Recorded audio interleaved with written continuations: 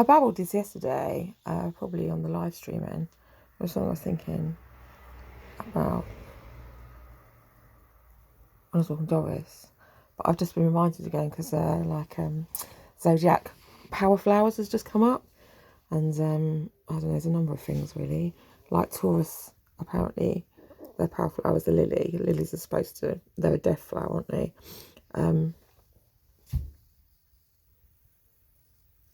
They are anyway. I think it's because when they go off, they start to smell like death. Toys probably like that. I don't know. They're about extremes, aren't they? Often. I've tangents. Apparently, Pisceans is the iris is one of them, and it says about Pisceans being dreamy. Oh God, I don't know. That irritates me a lot. It does irritate me about them being dreamy. It's like it always comes across as like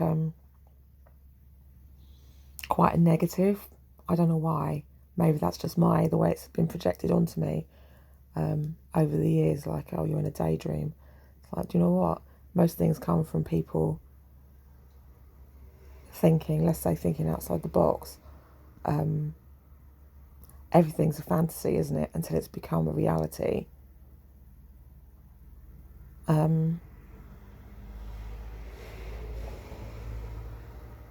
It's purple though, that's royalty. But it's just reminding me of what I was thinking yesterday. And this is something that keeps coming up to me. I mean, it came up on one of the the Zodiac shit posting things when I was still in that group about Jesus was a Capricorn, and Capricorn is like the sign of the devil because it's a goat, and it's a bit of a joke because I know, my mum's Capricorn and I just say she's a fucking devil. I mean, that's not entirely true, but it's just one of those things. It is, isn't it? And they say the devil comes disguised as everything you think you want. So, I mean, think about Jesus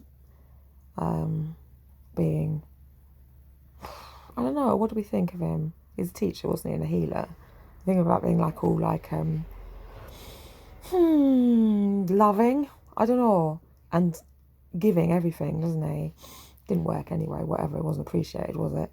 And the dark and the light. And so, how was I thinking about this? So the second coming, we're supposed to be like fire and blah, blah, blah, blah, which often is what you need, isn't it? To be told you're doing things wrong rather than just having your behaviour enabled. I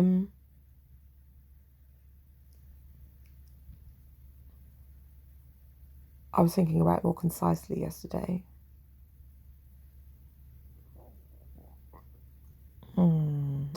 It's true.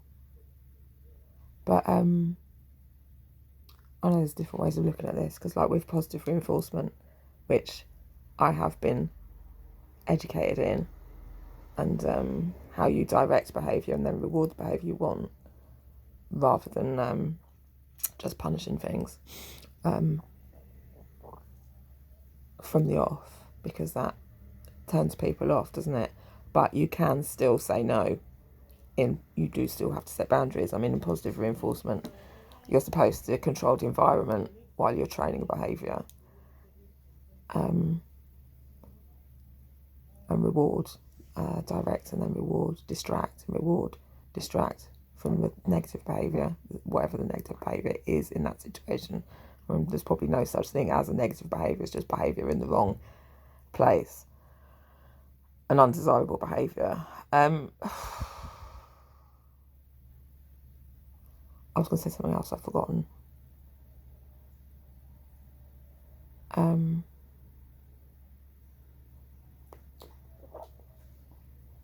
I've forgotten what I was going to say. It's like weeds. That's the other thing that come up. I have gone off on another tangent. A weed is only a plant that's growing in a place you don't want it to grow, really.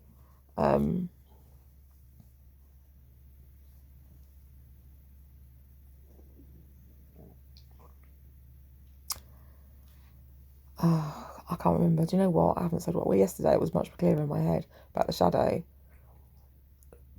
self. I was talking just about someone. I don't think I've talked about this in my tube, but the shadow self is the side you hide from the world or from yourself. You don't accept in yourself. So it's the side you don't show the world often. So if somebody shows themselves to be negative, that, you know, if they appear to be a negative thing, their shadow self is the good self. You know, what is perceived to be good and what is perceived to be bad. So,